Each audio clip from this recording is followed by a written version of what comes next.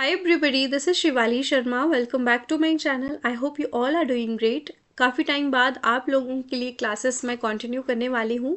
Upcoming जेके SSB के जो भी एग्ज़ाम्स हैं, स्पेशली आपका जूनियर असिस्टेंट का एग्ज़ाम है, इसके अलावा आपका जेके हाई कोर्ट का जो एग्ज़ाम है जूनियर असिस्टेंट का, दोनों के लिए क्लासेस बिल्कुल फ्री ऑफ कॉस्ट यूट्यूब पे आपको मिल जाएंगी. ठीक है, तो आज से आप लोगों की कंप्यूटर क्लासेस मैं स्टार्ट कर रही हूँ. एक वीक में मैं कोशिश करूँगी कि आप लोगों का 3 से 4 टॉपिक्स में कंप्लीट कर लूँ. ठीक है, देन आपको पता है कि जो जेएनके की जीके कंप्लीट मैंने करवानी है, ऑलरेडी उसके 2 लेक्चर आ चुके हैं.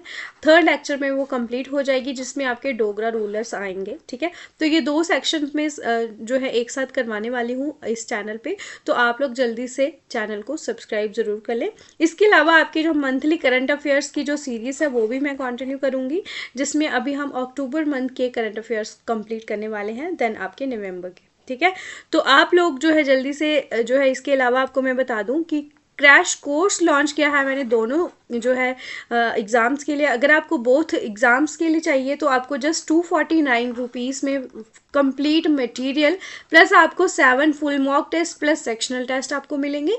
और अगर आपको एक कोर्स का चाहिए तो उसके लिए 149 रुपीज़ में मटेरियल प्लस आपको इसके अलावा आपको जो है मॉक टेस्ट मिलने वाले हैं, प्लस आपको बहुत सारे एमसीक्यूज और सेक्शनल टेस्ट भी आपको मिलते रहेंगे. तो आप लोग जो है इस कोर्स का ज़रूर बेनिफिट उठाएं. जस्ट मिनिमम अमाउंट में आपको इतना सब कुछ जो है एक ही प्लेटफॉर्म पे मिलने वाला है. तो ज़्यादा बातें ना करते हुए चले क्लास को हम कंटिन्यू करेंगे. तो आज हमने टॉपिक जो स्टार्ट करना है वो है हमारा फंडामेंटल्स ऑफ कंप्यूटर.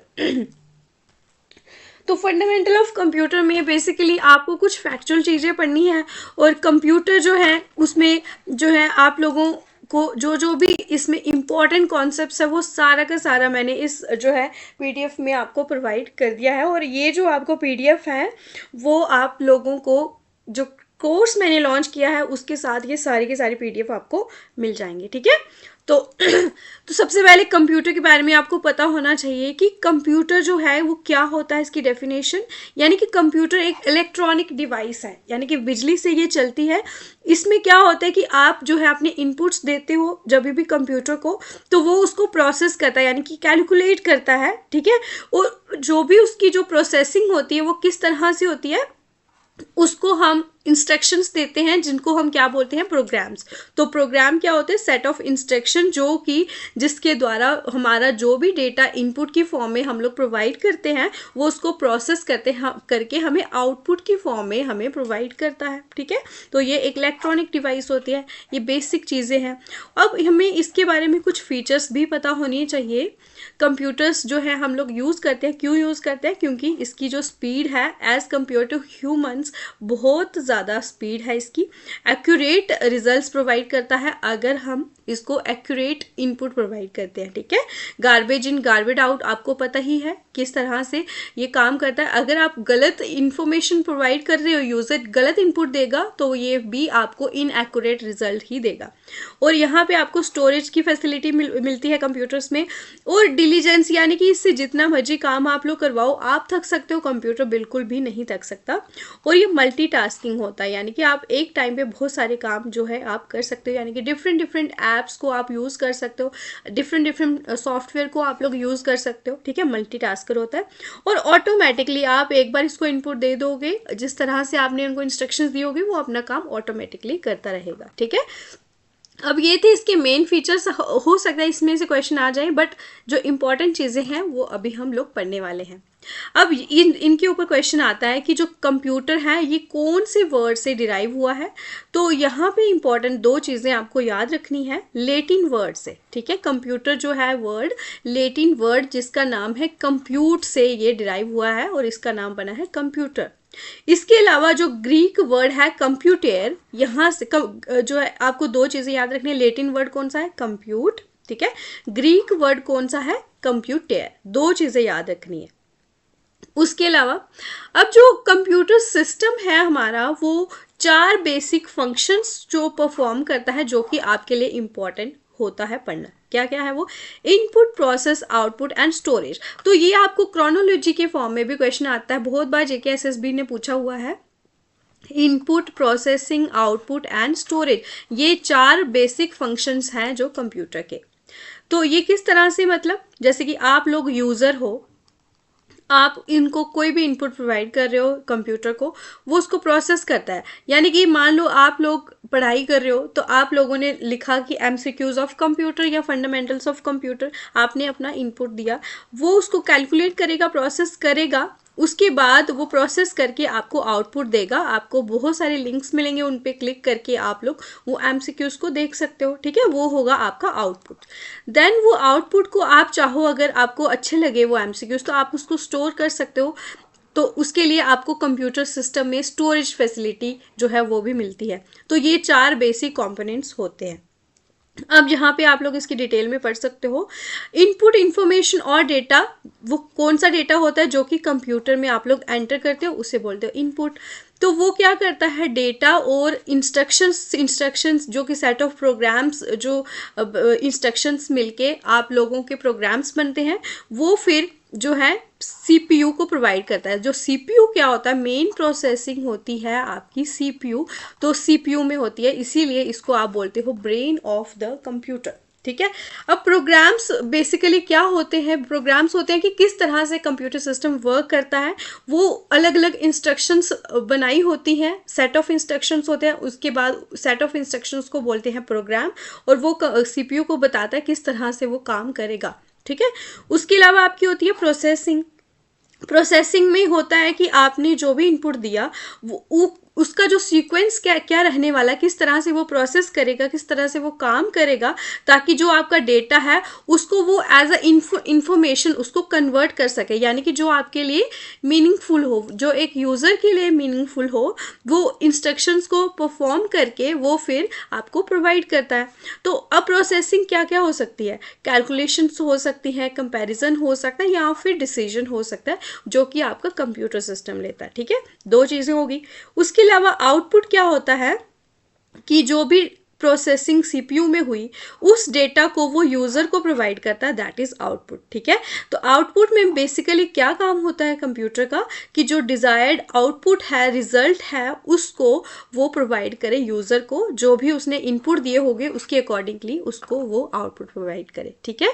देन आती है लास्ट, आपकी आती है स्टोरेज। तो स्टोरेज में क्या होता है कि डेटा और प्रोग्राम्स को ये स्टोर करता है परमानेंटली, ठीक है। तो स्टोरेज जो है, आप लोगों से ये एमसीक्यूज में पूछ सकते हैं, स्टोरेज आपकी टेम्पररी होती है या परमानेंट होती है, तो आप लोगों को याद रखना है ये क्या होती है, परमानेंट होती है, ठीक है। तो स्टोरेज में क्या होता है कि जो प्रोसेसिंग के टाइम पे जो आपका जो इन्फॉर्मेशन होती है उसको स्टोर करता है, और फिर बाद में अगर आपको चाहिए उसमें से कोई इन्फॉर्मेशन आपको लेनी हो, तो वो डेटा आपका परमानेंट स्टोर होता है, वहाँ से आप वो रिट्रीव कर सकते हो। So these were the 4 basic components of computer, basic functions of computer that basically computer system perform in order to get you the desired output. So ये 4 चीज़ें आपको याद हो गई, और एक लैटिन वर्ड और ग्रीक वर्ड, दोनों चीज़ें याद होगी। आई होप यहाँ तक आपको सारा का सारा कॉन्सेप्ट क्लियर होगा। बहुत इजी है कंप्यूटर का जो सिलेबस होता है, बस आपको थोड़ा बहुत इसको रिवाइज करना पड़ता है, ठीक है। तो अभी तक आप लोग अगर चैनल में बने हुए हो तो प्लीज़ आप चैनल को सब्सक्राइब ज़रूर कर लें। So here are some of the factual information that is very very important. So please आप लोग अगर कोर्स नहीं लेते हो तो इनको ज़रूर आप अपनी कॉपी पे नोट कर लें, ठीक है। तो क्या चीज़ है सबसे पहले आपको याद करनी है, father of computer is Charles Babbage. Hundreds of times ये क्वेश्चन JKSSB में रिपीट हुआ है, so I will say this question is most important one अगर आप लोग पढ़ रहे हो, ठीक है। उसके अलावा फादर ऑफ कंप्यूटर हो गया आपके चार्ल्स बेबेज, रिपीट हुआ। अब यहाँ पे ये क्वेश्चन बनता है आजकल कि फादर ऑफ मॉडर्न कंप्यूटर कौन है, सो वो है आपका Alan Turing. This is again very very important one. Then आपका आता है फर्स्ट कंप्यूटर ऑफ इंडिया, तो वो कौन सा है आपका, सिद्धार्था। तो फर्स्ट सुपर कंप्यूटर भी है और फर्स्ट कंप्यूटर भी है, तो आप लोगों को सबसे पहले क्या याद रखना है, सिद्धार्था है फर्स्ट कंप्यूटर। जिसको डेवलप किसने किया है, ये क्वेश्चन भी आता है, TIFR ने डेवलप किया था 1955 में, ठीक है। तो ऑलमोस्ट 70 ईयर्स हो चुके हैं इसके, आप लोग अगर काउंट करो। उसके अलावा हम देखें first super computer of India ये क्वेश्चन बहुत बार आया हुआ है, तो वो है आपका परम 8000। अब इसको डेवलप किसने करा है? सी डेक पुणे ने। कब करा था? 1991 में। ये आपकी इंपॉर्टेंट इन्फॉर्मेशन है, आपको याद रखना है। अब इंडिया का आप लोगों ने याद रखा। कई बार क्या होता है ना कि आप लोगों को दो ऑप्शंस होते हैं, एक होता है परम, एक होता है परम 8000। आप लोग इसमें कंफ्यूज होते हो। ध्यान रखें, परम 8000 है, ठीक है। नेक्स्ट है आपका first super computer of the world, वो है आपका क्रे 1, जिसको डेवलप किया है 1976 में। किसने करा था? सीमर क्रे ने। Again this is very very important question, very very very important, ये आप लोग ध्यान रखें। अभी हमने कुछ कॉन्सेप्ट्स पढ़नी हैं, जैसे कि मशीन लैंग्वेज क्या होती है, इसके बारे में क्वेश्चन आता है कि मशीन लैंग्वेज आपकी लो लेवल लैंग्वेज होती है। क्या होती है? कुछ आपकी हाई लेवल लैंग्वेजेस होती हैं और कुछ आपकी लो लेवल लैंग्वेज होती है। लेकिन जो कंप्यूटर होता है ना, वो आपकी मशीन लैंग्वेज को समझता है, जो कि आपके बाइनरी नंबर्स या फिर जिनको हम बोलते हैं बिट्स, उनको आपके कंप्यूटर जो है ये समझ सकता है। 0 और 1 की फॉर्म में ये आपके होते हैं बाइनरी नंबर्स। तो जो भी आप लोग कंप्यूटर को इनपुट देते हो ना, तो वो आपके बाइनरी नंबर में उसको कैलकुलेट करता है, उसके बाद प्रोसेस करके आपको आउटपुट प्रोवाइड करता है। तो अगर हम बात करेंगे मशीन लैंग्वेज की, तो आप इसको मशीन कोड भी बोलते हो और ऑब्जेक्ट कोड भी बोलते हो। ये सारे के सारे आपके इसके नाम हैं, वेरी वेरी इंपॉर्टेंट आपके ये बोलूँगी मैं। और अगर इसको समझना हो तो आप इसको समझ नहीं पाते हो। ये सिर्फ आपका जो कंप्यूटर सिस्टम होता है ना, ये यही लैंग्वेज को समझता है, इसी वजह से इसको आप बोलते हो मशीन लैंग्वेज, क्योंकि कंप्यूटर आपका क्या है? एक मशीन है। तो मशीन कौन सी लैंग्वेज समझती है? मशीन लैंग्वेज समझती है बाइनरी नंबर्स जो बिट्स की फॉर्म में होते हैं, उनको हम machine code and object code भी हम बोलते हैं, ठीक है। अब सबसे इंपॉर्टेंट दो चीजें आपको याद रखनी है। बिट क्या होता है? Bit is known as a binary digit. Binary digit means ये आपका डेटा का स्मॉलेस्ट यूनिट होता है। जैसे कि आपके बहुत सारे पिक्सल्स जो है मिलके एक इमेज को क्रिएट करते हैं, वैसे ही आप लोगों का जो डेटा होता है ना, उसका स्मॉलेस्ट यूनिट उसको आप बोलते हो बिट। जैसे कि ह्यूमन बॉडी कितने सारे सेल्स से मिलके, टिश्यूज से मिलके आपके बनी होती है बॉडी, तो वो बेसिक होता है सेल। तो इसी तरह से बेसिक कंप्यूटर सिस्टम की जो लैंग्वेज होती है उसका होता है बिट, बाइनरी डिजिट, ठीक है। इसको कंप्यूटर प्रोसेस करता है और फिर उसको स्टोर करता है। अब मेन चीज क्या आती है कि ये बाइनरी डिजिट्स जो है, इसको इन्वेंट किसने करा था? That is important. तो गॉटफ्रीड विल्हेम लीबेंस ने ये इन्वेंट करे हैं बाइनरी डिजिट्स। इसी वजह से हम इनको क्या बोलते हैं? Father of binary. Very very very important question, ये आप लोग याद रख लें, ठीक है। अब ये चीज़ें जो नीचे लिखी हुई हैं ये इंपॉर्टेंट है, बहुत बार क्वेश्चंस रिपीट हुए हैं। यानी कि ENIAC जो होता है आपका, ये है आपका first general purpose electronic computer. 1946 में USA में ये बना है। जनरल पर्पस यानी कि आप लोग जनरली कॉमन जो है डे में आप इसको ऑर्डिनरी पर्पस के लिए यूज़ कर सकते थे, ठीक है, जनरल पर्पस, ठीक है। तो आम लोग इसको यूज़ कर सकते। लेकिन यूनिवैक की बात करें तो ये आपके कमर्शियल कंप्यूटर में आता है। तो पहला कमर्शियल कंप्यूटर आपका था यूनिवैक, ठीक है। ENIAC था जनरल पर्पस कंप्यूटर, यूनिवैक था आपका commercial computer. That is made in USA in 1951। Very important. अब आपका जो कंप्यूटर बना, तो उसमें आपको पता है कि कंप्यूटर सिस्टम जब CPU प्रोसेसिंग करता है तो उसको इंस्ट्रक्शंस देनी पड़ती हैं। इंस्ट्रक्शंस के सेट को आप बोलते हो प्रोग्राम। तो अब वो प्रोग्राम जो सबसे पहले बनाने वाली लेडी थी, उसका नाम था एडा लवलेस। वेरी वेरी इंपॉर्टेंट, ये क्वेश्चन भी बहुत बार आता है, ठीक है। अब जैसे कि आपको पता है मॉडर्न कंप्यूटर्स आ चुके हैं, तो मॉडर्न कंप्यूटर्स आज की डेट में आप लोगों के मॉडर्न कंप्यूटर माइक्रो प्रोसेसर्स को यूज़ करते हैं। और सबसे पहले जो माइक्रो प्रोसेसर थे, यानी कि चिप की फॉर्म में जो आपको आते हैं, वो सबसे पहले बनाया था इंटेल ने 1971 में। उसका नाम क्या था? इंटेल 4004, ठीक है। अब करंट में जो सबसे वर्ल्ड का फास्टेस्ट सुपर कंप्यूटर 2025 का, तो वो है आपका एल कैप्टेन, जिसको बनाया है USA ने। तो ये आप लोग अभी तक का डेटा है, ये चेंज भी हो सकता है, तो फिर वो आप लोग अपडेट कर लेना, ठीक है। तो अब यहाँ पे हमने कुछ जनरेशन ऑफ कंप्यूटर से रिलेटेड क्वेश्चंस पढ़ने हैं, जो कि आपसे पूछे जाते हैं एग्जाम में। सबसे फर्स्ट जनरेशन में जो कंप्यूटर सिस्टम जो है, ये प्रोसेसिंग के लिए वैक्यूम ट्यूब का यूज़ करता था। और फर्स्ट जनरेशन जो एक कंप्यूटर है, ये वैक्यूम ट्यूब किसने इन्वेंट करा है? जॉन एम्ब्रोस फ्लेमिंग ने, very important. Then second generation में आप लोग ट्रांजिस्टर का यूज़ करते थे और उसको बनाया किसने है? William Shockley, John Bardeen and Walter Brattain. तो ये सारे नाम आप लोग याद कर लेना। थर्ड जनरेशन में क्या यूज़ होता था? आईसी यानी कि इंटीग्रेटेड सर्किट। इसको किसने बनाया? रॉबर्ट नॉइस ने एंड जैक किलबाई ने। फोर्थ जनरेशन में आपके very large scale integrated micro processor आए, VLSI इसकी शॉर्ट फॉर्म है। तो इसको किसने इन्वेंट किया? फ्रेडरिको फैगिन टेडहॉफ, ठीक है। इसके अलावा आपके फिफ्थ जनरेशन में ULSI माइक्रो प्रोसेसर यानी कि ultra large scale integrated micro processor आए। ये आपके आर्टिफिशियल, अगर हम बात करेंगे ना आज की जो आर्टिफिशियल इंटेलिजेंस में यूज़ हो रहे हैं ये माइक्रो प्रोसेसर, तो ये फिफ्थ जनरेशन में आप लोगों के आते हैं। तो आजकल आप AI का ज़माना है, तो AI अभी कौन सी जनरेशन में आती है? फिफ्थ जनरेशन में। तो आप लोग ये ज़रूर याद रखें, इसके ऊपर क्वेश्चन बन सकता है। अब फिर से अगेन यहाँ पे इंपॉर्टेंट क्वेश्चन है, सिद्धार्था जो फर्स्ट कंप्यूटर जो कि डेवलप हुआ था इंडिया में, ठीक है, और परम 8000 first modern computer, super computer जो हमारा इंडिया में बना था, ठीक है। एलन ट्यूरिंग मॉडर्न कंप्यूटर ये हो चुका है I think. John von Neumann, ये इंपॉर्टेंट है। तो सबसे पहले जो कंप्यूटर का जो आर्किटेक्चर था बेसिक, जो किसने बनाया था? वो बनाया था आपका जॉन वॉन न्यूमैन ने। तो ये आप लोगों को पढ़ना है। और ये कब इन्होंने इन्वेंट किया था? 1948 में। बहुत सारा डेटा आज की क्लास में आपको मिल जाएगा जो कि इन्वेंट, आपको ये इंपॉर्टेंट है, ठीक है। उसके बाद आपके जो ट्रांजिस्टर्स आए थे सेकेंड जनरेशन में आए थे, सेकेंड जनरेशन ऑफ कंप्यूटर में, इसको इन्वेंट किसने किया था? बेल लेबोरेटरी ने, ठीक है। उसके अलावा जो आपकी थर्ड जनरेशन में इंटीग्रेटेड चिप्स आई थी, आईसीज आई थी, उसको इन्वेंट किया था सेंट क्लेयर किल्बे, रॉबर्ट नॉइस ने ये इन्वेंट किया था 1958 में। और आज के टाइम पे जो latest instruction generation of computer है, तो वो इंस्ट्रक्शंस को एग्जीक्यूट करती है पैरेलल भी और सीक्वेंशियल भी। तो ये भी बहुत इंपॉर्टेंट क्वेश्चन है कि किस तरह से जो प्रोग्राम्स या फिर इंस्ट्रक्शंस को एग्जीक्यूट करती है लेटेस्ट जनरेशन, पैरेलल और सीक्वेंशियल, ठीक है। तो ये क्वेश्चन भी आया हुआ है। अब इसके बाद इंपॉर्टेंट आ जाता है आपका टाइप्स ऑफ कंप्यूटर्स। आप लोगों को मैं बता दूं कि जो आपके कौन सी जनरेशन में एग्जाम्पल्स आप लोगों को पता होनी चाहिए कि फर्स्ट जनरेशन में कौन से कंप्यूटर्स थे, उनके नाम आपसे पूछे जाते हैं। सेकेंड जनरेशन में कौन से थे, उनके नाम पूछे जाते हैं। ये सब के सब आप लोगों को पढ़ाई जाएंगे और आप लोग खुद भी उसको पढ़ लेना, ठीक है।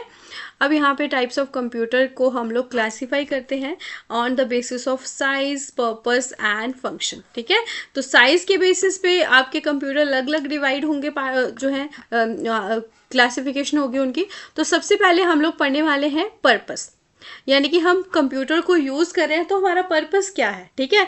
तो यहाँ पे पर्पस के बेसिस पे आपके कंप्यूटर सिस्टम एक होगा आपका एनालॉग, दूसरा होगा आपका डिजिटल और तीसरा होगा आपका हाइब्रिड। तो ये दोनों का आपका मिक्स होगा, एनालॉग और डिजिटल का। तो अगर हम बात करेंगे on the basis of purpose, there are 3 types of computers. First one is analog, second is आपका आता है digital and third one is hybrid, ठीक है। तो एनालॉग जो होता है ना, एनालॉग कंप्यूटर में आपको कंटिन्यूअस डेटा प्रोवाइड करना होता था और ये आपका बाइनरी की फॉर्म में नहीं होता था, ठीक है। ये इसमें जो एनालॉग कंप्यूटर क्या काम करता था? फिजिकल क्वांटिटीज़ को मेज़र करता है, जैसे कि आपका टेम्परेचर हो गया, स्पीड हो गया और वोल्टेज।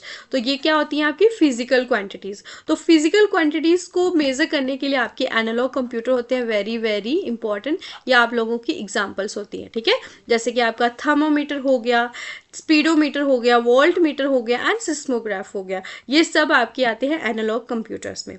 अब इसका यूज़ कहाँ पे हम लोग करते हैं? इंजीनियरिंग एंड साइंटिफिक एनालिसिस में एनालॉग कंप्यूटर का यूज़ होता है। कीबोर्ड जो है मेजरमेंट बेस्ड जो होता है, ये भी आपका एनालॉग कंप्यूटर की एग्जांपल है। नेक्स्ट वन अगर हम बात करेंगे डिजिटल कंप्यूटर, तो कंप्यूटर डिजिटल लैंग्वेज को जो है यूज़ करता है। तो इसमें आपके बाइनरी लैंग्वेज आ जाते हैं, बाइनरी नंबर्स आ जाते हैं जो कि आपके 0 एंड 1 की फॉर्म में होते हैं। ये आपके डिस्क्रीट डेटा पे काम करता है जिसमें आपके क्या आते हैं? 0 एंड 1 यानी कि बाइनरी नंबर्स। अब डिजिटल कंप्यूटर की एग्जांपल क्या है? जैसे कि आपके पीसीज हो गए, लैपटॉप्स हो गए, कैलकुलेटर्स एंड स्मार्टफोन, ये सब आपके आते हैं डिजिटल लैंग्वेज बेस्ड। अब जो डिजिटल कंप्यूटर है, तो ये जितने भी ऑलमोस्ट जितने भी हमारे मॉडर्न कंप्यूटर्स हैं ना, तो ये सब आपके डिजिटल कंप्यूटर जो है ये यूज़ करते हैं। उसके अलावा जैसे कि कैलकुलेशन बेस्ड जो कीबोर्ड होता है ना, वो आपका डिजिटल कंप्यूटर में आता है, लेकिन जो मेजरमेंट बेस्ड आपका कीबोर्ड जो होता है वो आपका आता है एनालॉग कंप्यूटर में।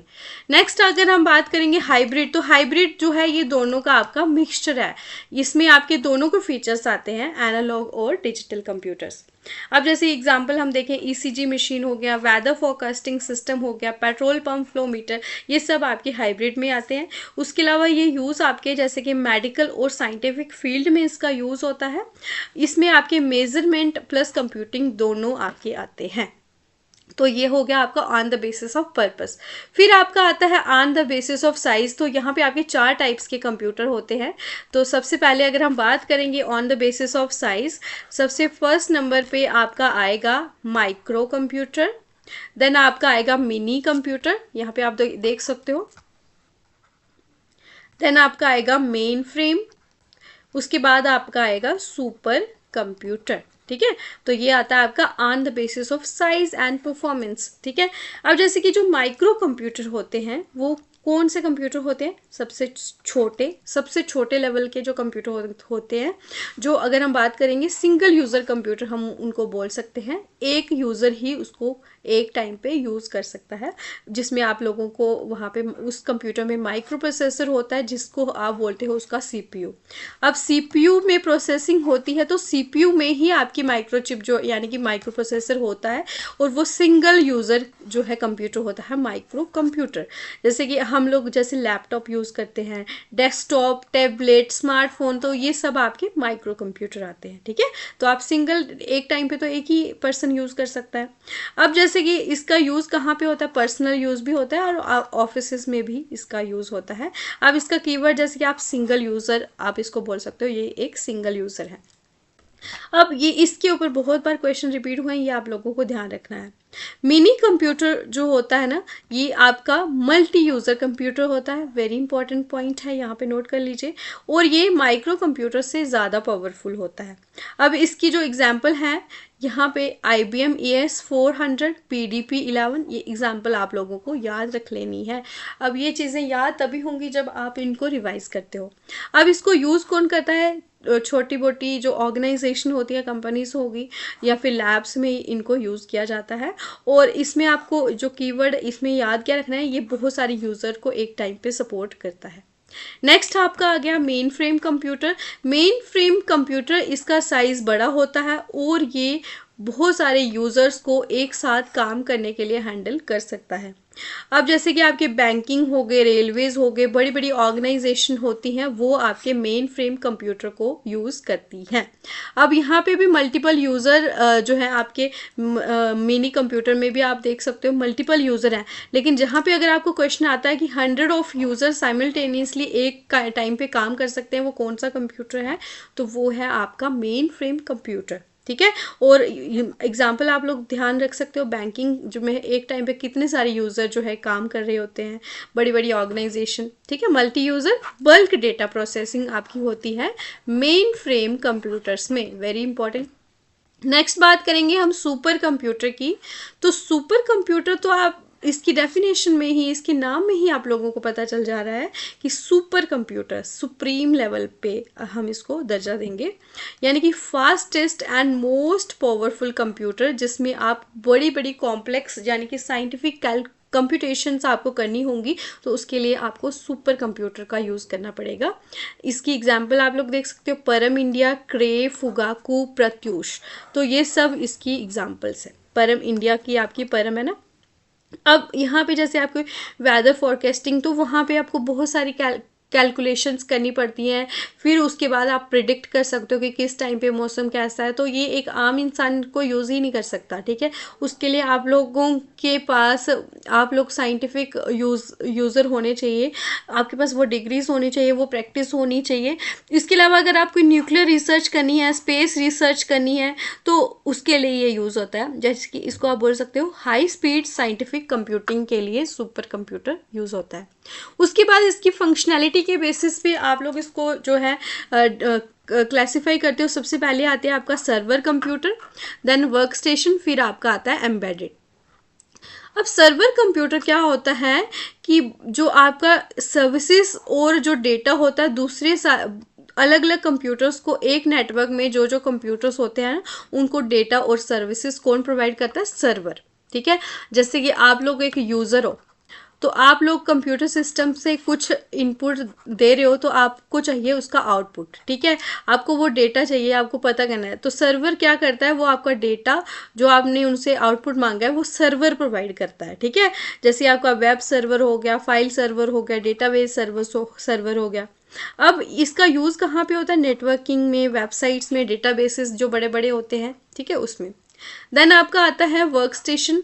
वर्क स्टेशन कंप्यूटर जो है ये हाई परफॉर्मेंस कंप्यूटर होता है, ये प्रोफेशनल्स के लिए ही होता है, जैसे आप डिज़ाइनर्स होते हैं, इंजीनियर्स होते हैं, उनके लिए होता है। इसकी एग्जांपल जैसे कि Dell precision work station, HP Z series, इसकी एग्जांपल आप लोग देख, इसका जो यूज़ होता है वो कहाँ पे होता है? ये क्वेश्चन इंपॉर्टेंट है, ये आप लोग ध्यान रख लें। ठीक है, तो जो CAD है ये 3D मॉडलिंग, एनिमेशन, रिसर्च में आपके वर्क स्टेशन कंप्यूटर का यूज़ होता है। अब ये चीज़ें एक बार में याद नहीं होंगी, ये आपको इसके लिए बहुत सारी प्रैक्टिस करनी पड़ेगी। उसके बाद आपका आता है एम्बेडेड कंप्यूटर। तो एम्बेडेड कंप्यूटर ये छोटे कंप्यूटर्स होते हैं जो दूसरी डिवाइसेस में इनको डाला जाता है ताकि कुछ जो स्पेसिफिक वही काम करने के लिए ये काम आते हैं, जैसे कि आपके ATM machines, washing machines, smart TVs. तो अगर आप ATM मशीन में कपड़े धोने के लिए जाओ तो क्या आप वो काम कर सकते हो? नहीं कर सकते, यानी कि ये स्पेसिफिक पर्पस है इसका, इसमें वही काम हो सकता है। वॉशिंग मशीन में कपड़े ही धुल सकते हैं, ATM मशीन में पैसे ही निकल सकते हैं, टीवी में आप जस्ट एंटरटेन हो सकते हो। इसका जो है अगर आपको ऑटोमेटिक एंड कंट्रोल इसका यूज़ जो है, यानी कि आप एक बार चला दो टीवी तो वो चलता रहेगा जब तक आप उसको बंद नहीं करो, तो ऑटोमेटिक होता है। ठीक है, तो ये था आपका इम्पॉर्टेंट जो चीज़ें आप लोगों को मैंने बताई। टाइप्स हो गए, कंप्यूटर फर्स्ट कौन सा होता है, सेकंड कौन सा होता है, जनरेशन में क्या इंपॉर्टेंट है, ये सब हमने पढ़ा। अब यहाँ पे ये इंपॉर्टेंट चीज़ें हैं, ये आप लोग बहुत ध्यान से पढ़ें और इसको याद भी रखें, इसके इन्वेंटर और इसकी इम्पोर्टेंस क्या है ये भी आप लोग याद रखें। जैसे हम लोग देखें, एबेकस जो है ये इन्वेंट किसने किया है? चाइना ने इन्वेंट किया है 1602 में। और ये क्या थी? आपकी first mechanical calculating device was abacus. ठीक है, देन आपका नेपियर वोन्स, इसको इन्वेंट किया था 1617 में, जॉन नेपियर, स्कॉटलैंड से थे वो। और इसका यूज़ किसके लिए होता था? मल्टीप्लिकेशन। और इन्होंने रैप्डोलॉजिया को इंट्रोड्यूस करा था, किसने करा था? जॉन नेपियर ने। He is from Scotland. ठीक है, तो ये इंपॉर्टेंट है, इसके नाम ये इंपॉर्टेंट है, सारे के सारे नाम। उसके बाद पैस्कलिन 1642 में, ब्लेज पैस्कल जो कि फ्रांस से बिलोंग करते थे, इन्होंने इन्वेंट किया। और ये क्या है? आपका फर्स्ट मैकेनिकल एडिंग मशीन थी। उसके बाद आपका जैकॉर्ड लूम जो है ये 1801 में जोसेफ जैकॉर्ड जो कि फ्रांस से थे इन्वेंटर, इसका जो ये क्या था जैकॉर्ड लूम, ये आपका इसमें पहली बार पंच कार्ड का यूज़ करके प्रोग्रामिंग के लिए पंच कार्ड को यूज़ किया गया था। ठीक है, उसके बाद आपका आता है एनालिटिक इंजन, मोस्ट इंपॉर्टेंट। ये कब इन्वेंट हुआ? 1837 में। चार्ल्स बेबेज जो है ये इसके इन्वेंटर हैं जो कि लंदन से थे। और ये आपका फर्स्ट जनरल पर्पस कंप्यूटर था। ठीक है, इंपॉर्टेंट है। यानी कि उसके बाद आपका आता है टैबुलेटिंग मशीन 1890 में, हर्मन हॉलरिथ ने इन्वेंट किया, अमेरिका से थे। ये आपका फर्स्ट इलेक्ट्रोमैकेनिकल मशीन थी जिसको सेंसस जो है उसके लिए यूज़ किया गया था, किसको? टैबुलेटिंग मशीन को। देन आपका आता है मार्क 1, इसको इन्वेंट किया 1944 में, हॉवर्ड एकिन ने, अमेरिका से थे।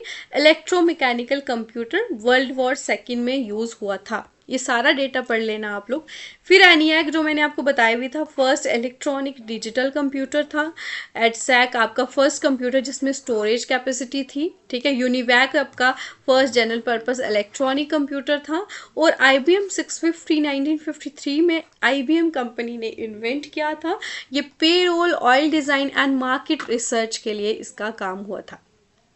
तो ये था आपका इम्पॉर्टेंट डेटा। और अगर हम देखें तो ये सारी की सारी जो जनरेशन्स हैं ये आप लोगों को पढ़नी है। फिर MCQs हम इसके कल करने वाले हैं। ठीक है, तो आज हमने सिर्फ क्लास पढ़नी है। अब जैसे कि जनरेशन ऑफ कंप्यूटर से बहुत क्वेश्चन बनते हैं, तो जो सबसे फर्स्ट जनरेशन ऑफ कंप्यूटर थी, इसका जो टाइम पीरियड है वो आप लोगों को याद रखना है, 1946 से 1959 तक जो है फर्स्ट जनरेशन कंप्यूटर्स रहे हैं। अब इसके जो मेन कैरेक्टरिस्टिक्स हैं वो आप लोग पढ़ लें, ठीक है। तो फर्स्ट जनरेशन कंप्यूटर में आपका जो इलेक्ट्रॉनिक कंपोनेंट था, इसमें आपके वैक्यूम ट्यूब्स का यूज़ होता था। प्रोग्रामिंग लैंग्वेज जो थी ये मशीन लैंग्वेज को समझता था, जो कि आपकी लो लेवल लैंग्वेज होती है, ठीक है। उसके अलावा मेन मेमोरी के लिए जो स्टोर करने के लिए क्या यूज़ होता था, मैग्नेटिक टेप्स और मैग्नेटिक ड्रम्स। अब ये जो वैक्यूम ट्यूब क्या था, ये प्रोसेसिंग डिवाइस थी, जैसे कि आजकल आपके ULSI VLSI यूज़ होते हैं ना, तो अब उस टाइम पे आपके वैक्यूम ट्यूब्स को यूज़ किया जाता था। अब इनपुट या फिर आउटपुट के लिए आपको क्या क्या चीज़ें होती थी, या फिर आप पेपर टेप से इनपुट देते थे या पंच कार्ड से देते थे। अब इसकी जो स्पीड्स थी, एक टाइम पे मिली सेकेंड्स में ये काम करता था, ठीक है। सेकेंड्स का भी बहुत एक छोटा लेवल होता है। उसके बाद अगर हम स्पीड और साइज़ की बात करें तो बहुत स्लो होते थे ये, और इसका साइज़ बहुत बड़ा होता था। अब अगर हम बात करेंगे उस टाइम पे, ये एक कमरे में एक कंप्यूटर को आप लोग रख सकते हो, यानी कि इतना बड़ा इसका साइज़ होता था। फिर धीरे धीरे जैसे कि डेवलपमेंट हुई, टेक्नोलॉजी आई, तो अभी तो आप लोग हाथ में उसको लेके फिरते हो मोबाइल की फॉर्म में, ठीक है। उस टाइम पे ये इतने बड़े ज़्यादा होते थे। अब इसके एग्जांपल्स मैंने आपको बोला था, इसको याद रखना है। IBM 650 फर्स्ट जनरेशन कंप्यूटर था, IBM 701, ENIAC, UNIVAC 1 and EDVAC, ये सब आपके फर्स्ट जनरेशन कंप्यूटर के जो है एग्जाम्पल्स थी, ठीक है। अब यहाँ पे आप लोगों को याद रखना क्या है कि यहाँ पे वैक्यूम ट्यूब्स का यूज़ होता था, जो कि आपके मेमोरी और CPU के लिए यूज़ होते थे, ठीक है। अब ये जो ट्यूब्स थी, इसमें जैसे कि इलेक्ट्रॉनिक बल्ब्स यूज़ होते थे जो बहुत ज़्यादा हीट प्रोड्यूस करते थे, और इसमें बहुत अगर हम बात करें तो जो फ्यूज़ जो होते हैं ना, फ्यूज़ हो जाता है, तो उसमें बहुत बार ये फ्यूज़ हो जाता था, जिसकी वजह से ये बहुत ज़्यादा एक्सपेंसिव हो जाता था इनको सस्टेन करना, और बड़ी बड़ी जो ऑर्गेनाइजेशन थी सिर्फ वही इसको अफोर्ड कर सकती थी। तो इसी वजह से ये बहुत ज़्यादा एक्सपेंसिव थे, और इसका ज़्यादातर यूज़ भी नहीं होता था अच्छे से। देन आपकी आती है सेकेंड जनरेशन, तो ये आपकी 1959 से 65 तक रहे थे इसका पीरियड। अब इसके मेन कैरेक्टरिस्टिक्स क्या रहे हैं, इसका जो मेन इलेक्ट्रॉनिक कंपोनेंट था, इसमें ट्रांजिस्टर्स का यूज़ किया जाता था फॉर प्रोसेसिंग, ठीक है। अब यहाँ पे आपके असेंबली लैंग्वेज और मशीन लैंग्वेज दोनों की दोनों आपकी यूज़ हुई। हम इस लैंग्वेज के ऊपर अलग से जो है ये टॉपिक पढ़ेंगे, वो आप लोग ध्यान मत लिए। High level language, low level language सारी आपको पढ़नी है। अब इसमें जो मेमोरी होती थी, magnetic core and magnetic tape disk जो है मेमोरी के लिए यूज़ किया जाता था। इनपुट आउटपुट के लिए मैग्नेटिक टेप और पंच कार्ड यूज़ होते थे, और स्पीड इसकी माइक्रो सेकेंड्स में थी, उसकी मिली सेकेंड्स में, इसकी माइक्रो, ठीक है। और अगर हम देखें साइज इसका छोटा था as compare to first generation computer. Power consumption भी कम करता था, और इसमें कम हीट प्रोड्यूस होती थी as compare to first generation computers, ठीक है। So again here are some of the examples that you need to know. Second generation computer में PDP-8, IBM 1400 series, IBM 7090, 7094, UNIVAC 1107, CDC 3600, ठीक है। फिर आते हैं आपके थर्ड जनरेशन, तो इसका जो टाइम पीरियड था 1965 से 71 था। अब आप लोगों से टाइम पीरियड के ऊपर भी क्वेश्चन पूछे जाते हैं। इसकी मेन कैरेक्टरिस्टिक्स क्या थी, इसका जो मेन इलेक्ट्रॉनिक कंप्यूटर, यहाँ से आप लोग ICs का यूज़ करना स्टार्ट हुआ था, यानी कि यहाँ पे इंटीग्रेटेड चिप्स यानी कि इंटीग्रेटेड सर्किट्स का यूज़ हो गया था। तो जैसे कि आपके जो ट्रांजिस्टर्स हैं सेकेंड जनरेशन में यूज़ होते थे, बहुत सारे ट्रांजिस्टर्स को मिलके एक आपकी IC बनती थी, चिप जो कि आपको बोलते हैं, ठीक है। उसके बाद यहाँ पे रेजिस्टर्स थे, कैपेसिटर्स भी आपके थर्ड जनरेशन में आए, जो कि आपके सिलिकॉन के साथ मिलके बने होते थे। अब ICs जो इम्पोर्टेंट रोल प्ले करती है, इसको इन्वेंट किसने किया, जैक किलबाई ने, ऑलरेडी पढ़ा हमने। अब ICs की बाद आपके जो कंप्यूटर है ना, वो छोटे बनने स्टार्ट हो गए थे, और ये रिलायबल भी थे और एफिशिएंट भी थे, ठीक है। अब यहाँ पे जो प्रोग्रामिंग लैंग्वेजेस थी high level programming language use होती थी थर्ड जनरेशन में, कोबोल और फोर्ट्रान, ठीक है। मेमोरी जो है लार्ज मैग्नेटिक कोर यूज़ होती थी, मैग्नेटिक टेप और डिस्क। इनपुट आउटपुट के लिए magnetic tape, monitor, keyboard, printer, ये सब अभी आ चुके थे। अब ये इसकी एग्जांपल पढ़ लेना, और हाई लेवल लैंग्वेज आई थी तो ये भी पढ़ लेना, ये क्वेश्चन बहुत बार रिपीट हुए हैं, ठीक है। जैसे कि Fortran second to Fortran 4, COBOL, Pascal, ये सब आप लोग इसके बारे में पढ़ के जाना। अब इसका टाइम पीरियड था 1971 से 1980, फोर्थ जनरेशन का। अब इसकी मेन कैरेक्टरिस्टिक्स यहाँ पे क्या यूज़ हुआ है, VLSI यानी कि वेरी लार्ज स्केल इंटीग्रेशन, और माइक्रो प्रोसेसर यहाँ पे यूज़ होते थे, यानी कि उसमें हंड्रेड्स ऑफ ट्रांजिस्टर्स थे थर्ड जनरेशन में। यहाँ पे आपके थाउजेंड्स ऑफ ट्रांजिस्टर एक चिप पे आपके बने होते थे। अब यहाँ पे जो जैसे कि रैम रोम आदि के लिए, इसमें रैम रोम के लिए भी आपकी सेमीकंडक्टर मेमोरी यहाँ पे यूज़ होती थी। अब यहाँ पे क्या हुआ कि बहुत ज़्यादा पावरफुल कंप्यूटर बन चुके थे, कम्पैक्ट, रिलायबल, जिसके आप जो है बिलीव कर सकते हो, अफोर्डेबल भी हो चुके हैं। इसी वजह से यहाँ पे पर्सनल कंप्यूटर का जो कॉन्सेप्ट है, इसकी रेवोल्यूशन आपकी हुई है फोर्थ जनरेशन ऑफ कंप्यूटर्स में। तो इस कंप्यूटर जनरेशन में आपके टाइम शेयरिंग पॉसिबल हुआ, रियल टाइम नेटवर्क आए, डिस्ट्रीब्यूटेड ऑपरेटिंग सिस्टम, यानी कि बहुत सारी जो हाई लेवल टेक्निक्स का यहाँ पे यूज़ हो रहा था। जितनी भी ज़्यादातर हाई लेवल लैंग्वेजेस जैसे कि C++, D-Base एक्सेट्रा, ये आपके इस जनरेशन में यूज़ होने स्टार्ट हो गई थी। अब इनपुट आउटपुट कौन कौन सी डिवाइसेस आप लोग ये पढ़ लेना, एग्जांपल्स भी इसकी इंपॉर्टेंट है। लास्ट है आपका फिफ्थ जनरेशन कंप्यूटर, तो इसका पीरियड रहा है 1982 अभी तक। तो इसकी मेन जनरेशन कैरेक्टरिस्टिक्स क्या है, ये आपके AI के ऊपर बेस्ड है, आपके फिफ्थ जनरेशन। आजकल अगर आप लोग ChatGPT, AI जेमिनी, OpenAI इसका यूज़ कर रहे हो, तो ये आप फिफ्थ जनरेशन कंप्यूटर्स का यूज़ कर रहे हो, ठीक है। अब इसमें क्या है, ULSI, फोर्थ में क्या है VLSI, इसमें क्या है ULSI, यानी कि ultra large scale integration technology और पैरेलल प्रोसेसिंग मेथड आपका यूज़ हो रहा है इसमें, ठीक है।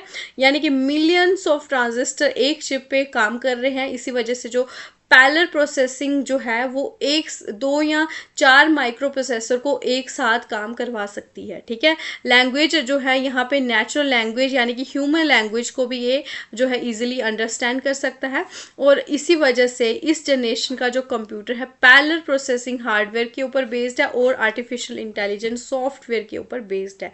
अब जितनी सारी भी हाई लेवल लैंग्वेजेस जैसे कि C++, जावा, नेट, प्रोलॉग, ये सब इस जनरेशन की हैं।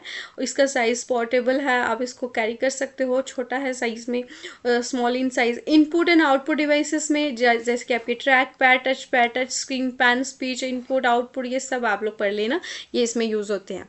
एग्जाम्पल्स क्या हैं, डेस्कटॉप्स, लैपटॉप, टैबलेट्स, स्मार्टफोन्स, और ये बहुत ज़्यादा पावरफुल है, कॉम्पैक्ट हैं, और ये चीप रेट्स में आपको मिल जाते हैं, ठीक है। तो ये थे आपके इम्पोर्टेंट ये जो कंटेंट हमने आज पढ़ा, इसके रिलेटेड कल मैं आपको इसके MCQs करवाऊंगी। अगर आप लोग क्लास में चाहते हो MCQs करवाऊँ या क्लास चाहूँ पहले कंप्लीट करो सिलेबस, वो आप लोग मुझे कमेंट सेक्शन में बता देना।